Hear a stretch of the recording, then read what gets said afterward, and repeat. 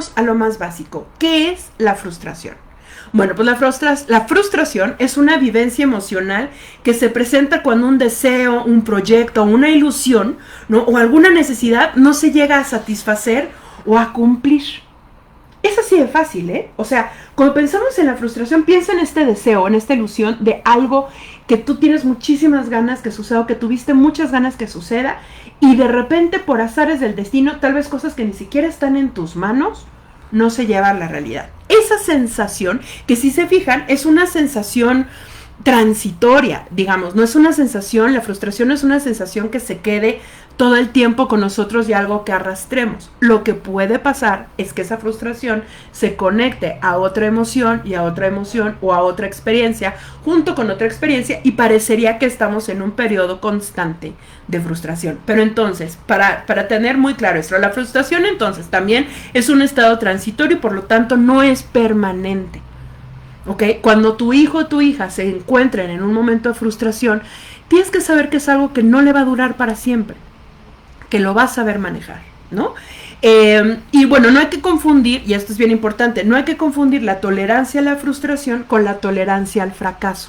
Son cosas completamente distintas, ¿no? Entonces pensemos, cuando un deseo o una ilusión no se cumplen, esto causa frustración. Y eso pasa en niños, en niñas, en adolescentes, en adultos, en personas adultas mayores. Eso nos pasa a todo el mundo. Esto no discrimina raza ni condición social, nada. La frustración nos llega a todas y todos. Y recordemos, es algo que no es permanente, es transitorio.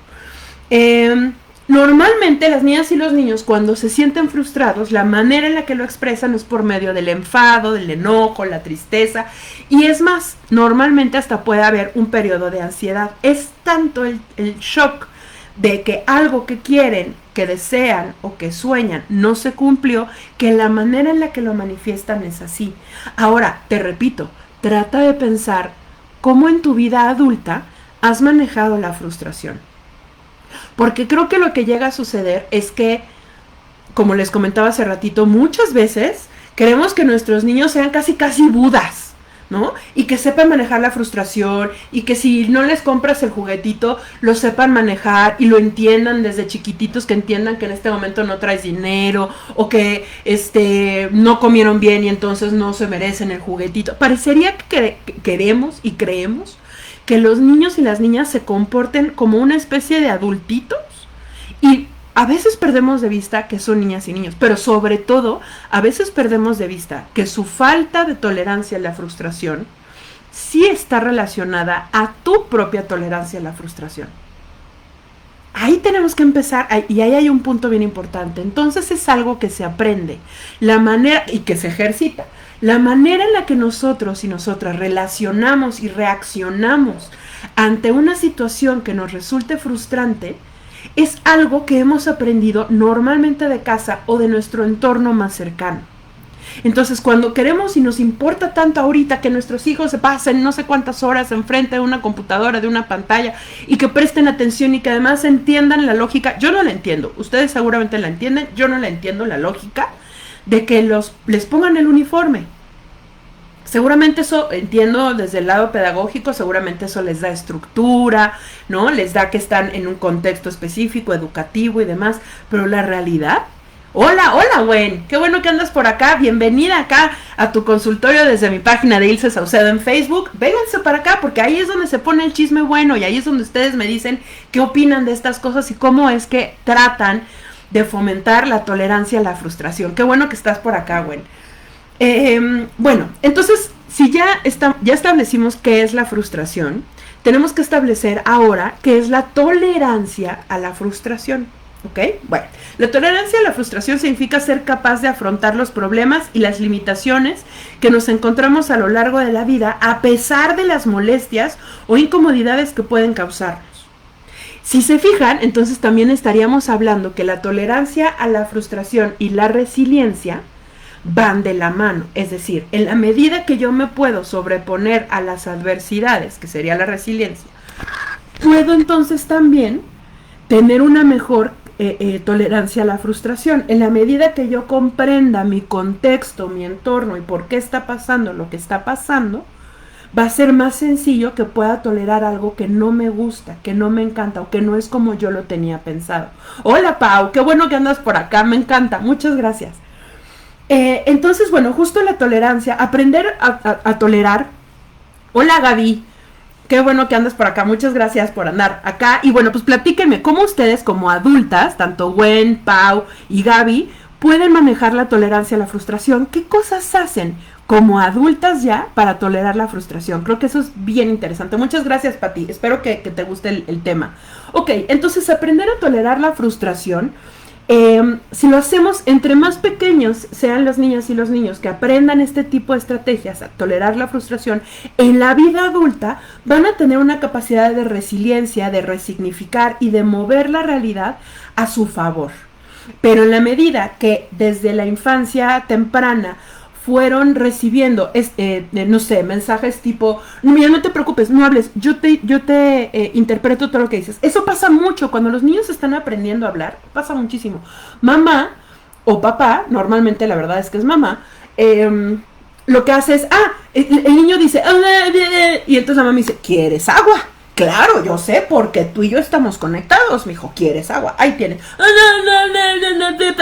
Lo que quieres es leche. Claro, está novio. Toma la leche. Y entonces, en lugar de permitir y de fomentar que hagan un esfuerzo para comunicarse, se las ponemos fácil. Ese primer momento estaríamos justo de alguna manera fallando a que hubiera el día de mañana una mejor tolerancia a la frustración. ¿Por qué? Porque lo que pasa, y los niños de alguna manera se manejan con la ley del mínimo esfuerzo, quieren las gratificaciones inmediatas. ¿Ok? Y en esta actualidad en donde tenemos el internet, pum, queremos una información, pum, queremos saber qué está pasando en Wuhan, pum, queremos saber qué está pasando en España, es rapidísimo. Entonces la inmediatez hace que nuestras tolerancia a la frustración o estos niveles de por sí ya disminuyan, y por eso todas y todos queremos todo inmediato. Y cuando vamos, no sé, a Telcel o cuando vamos a cualquier lado a hacer un trámite, si ya se tardaban más de 5 minutos en resolvérnoslo, ya estamos al borde del enojo y del infarto. Y tiene que ver con eso. Muchas de las razones por las que un niño, y lo vamos a ir viendo más adelante, pero por las que un niño o una niña empiezan a sentir muchísimo malestar en torno a la frustración, tiene que ver con eso, con que desde el principio la gratificación y el mensaje que dio mamá y papá es rápido, lo que quieras, ¿qué más quieres? No, yo lo que no quiero es que tú te me traumes, yo mejor hago esto, no pasa nada, y eso lo hacemos mucho, ¿ok? Y ese es uno de los puntos más importantes. Por acá Pau nos dice, las mamás tienen ese superpoder de leer y adivinar el pensamiento. No es cierto, pero siempre saben qué quieren sus hijos. Híjole, no sé. Eso creo que a veces las mamás lo creen y no necesariamente es cierto. Por ejemplo, con el ponte un suéter porque yo tengo frío, ¿no? A veces creemos justo que tenemos todas las respuestas sobre las necesidades de nuestros hijos y las queremos satisfacer lo mejor posible, lo más rápido posible, hacer todo lo que tal vez nuestros papás no hicieron por nosotros. Y ahí cometemos el segundo error. Un niño, una niña que no se enfrenta a que no todo es posible, que hay cosas que se tienen que trabajar un poco más, lo más seguro es que va a tener el día de mañana una tolerancia a la frustración pequeña. Vámonos por ahí, ¿no? Entonces, la etapa infantil, en la etapa infantil los niños suelen pensar que el mundo gira alrededor de ellos. Piénsalo, piensa en tus hijos, o piensa en tus sobrinos, o piensa en ti cuando eras niña o cuando eras niño. Y entonces pensabas que todo el mundo giraba alrededor de ti. Les voy a poner un ejemplo. Cuando yo era niña, hace muchos años, cuando yo era niña, yo pensaba que cuando ponía un disco, ya saben, en acetato, cuando ponía el disco, yo pensaba que en algún lado del estéreo estaban esperando a los artistas a que yo quisiera X canción, y entonces ellos sabían y les llegaba la orden, no sé cómo, les llegaba la orden de que yo quería esa canción y entonces la cantaban y que estaban adentro del aparato esperando, como tipo Pedro Picapiedra. Bueno, pues haz de cuenta, ¿no? Eso es un ejemplo de cómo yo pensaba que el mundo estaba alrededor de mí queriendo satisfacer cada una de mis necesidades y que iba a ser inmediato. Eso es algo que las niñas y los niños piensan mucho, que todo gira en torno a ellos. Y es normal, porque ¿qué es lo que hacen mamá y papá? Pues estar justo cubriendo cada una de las necesidades de las niñas y los niños. A ver, por acá Gwen nos dice, con mis hijos, cuando se sienten molestos, primero los envío a su cuarto, que griten, lloren, lo que necesiten hacer, y ya que se tranquilizan, vuelven y les pregunto cuál es el motivo y buscan una solución juntos. Eso está muy bien, eso es muy bueno. El chiste es, y vamos a ir para allá, que puedan detectar la emoción, qué pasó, qué les frustró, que lo puedan desahogar y luego que se busque una solución. Lo vamos a ir trabajando, pero es muy cierto, Gwen, muchas gracias. Por ejemplo, Pausto Kelly pensaba, yo pensaba que es esto mismo que yo pensaba, pero con el estéreo, pero con la televisión. Exacto. Y Gaby nos pregunta, ¿a qué el mundo no gira alrededor de mí? No, Gaby, lo lamento, pero no es así.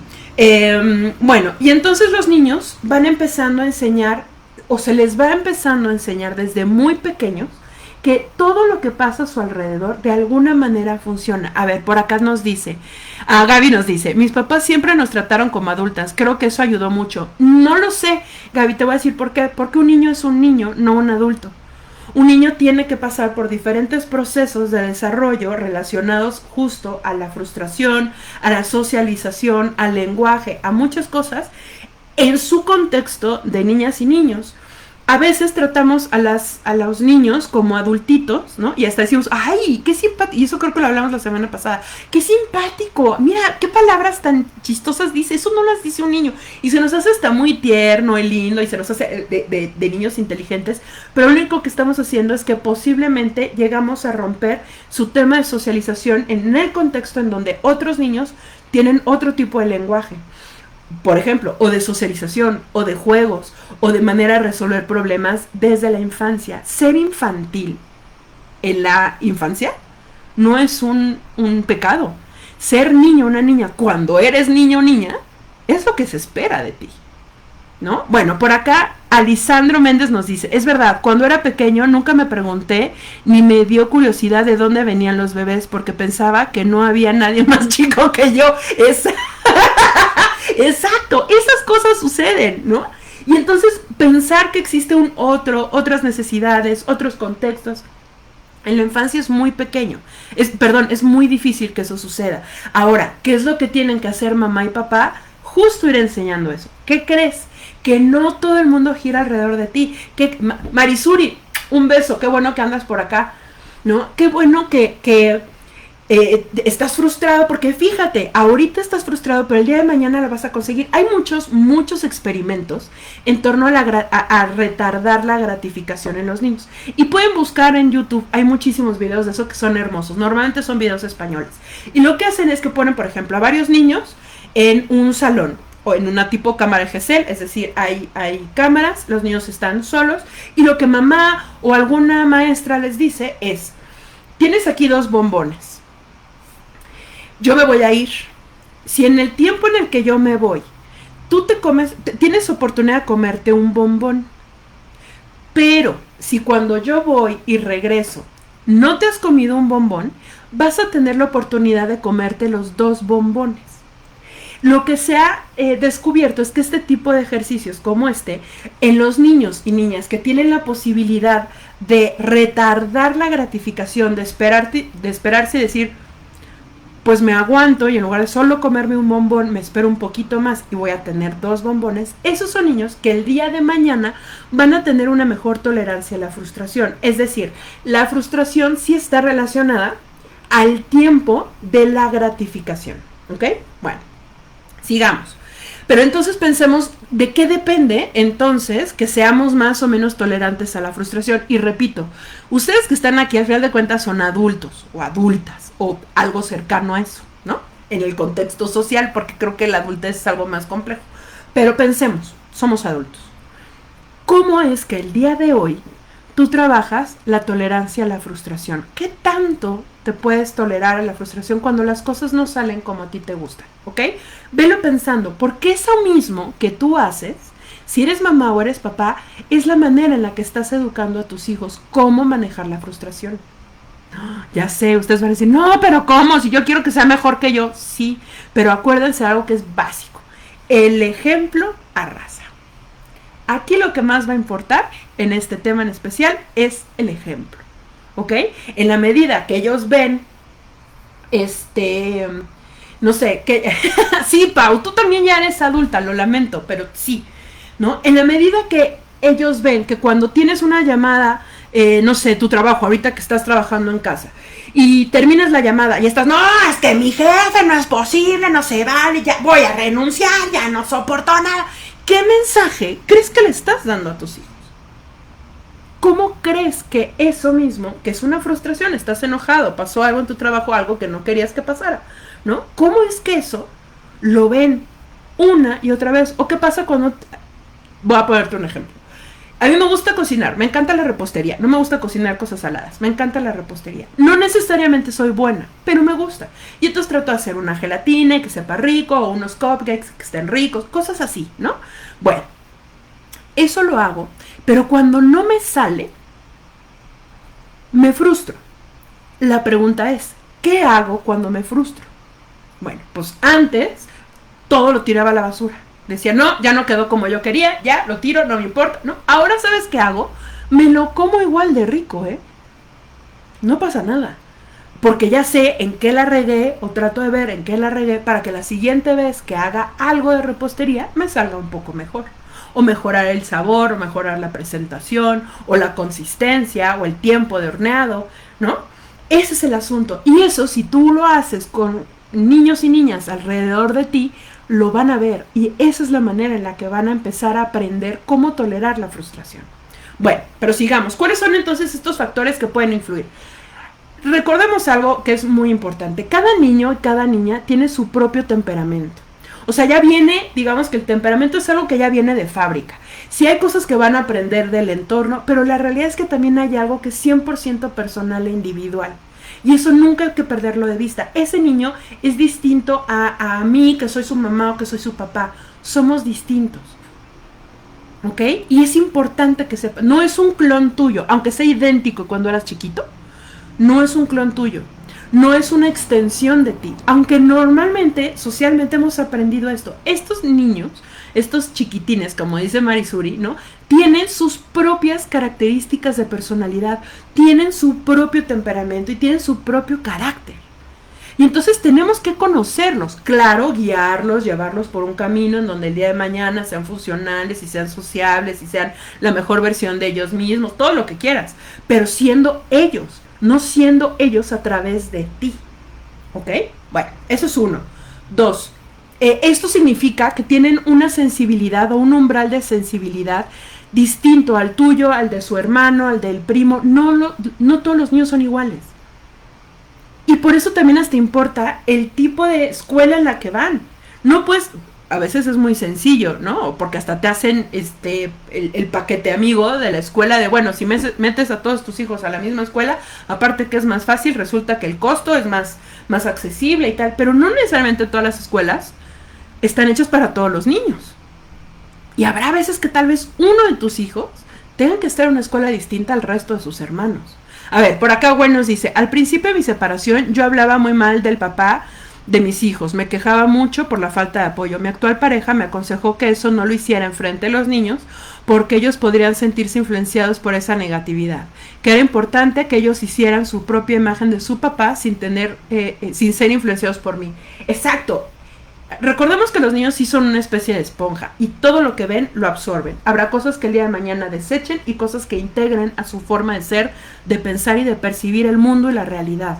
En la medida que tú puedas ser mucho más objetiva en los mensajes que das o en las opiniones que das, vas a lograr que ellos se hagan su propia versión y visión del mundo.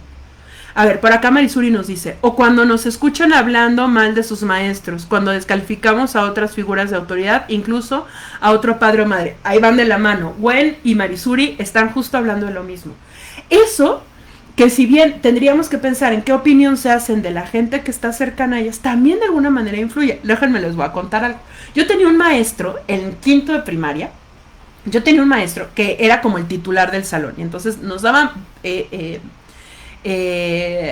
ciencias naturales, pero de alguna manera era como el titular, entonces todo lo teníamos que ver con él al final de cuentas.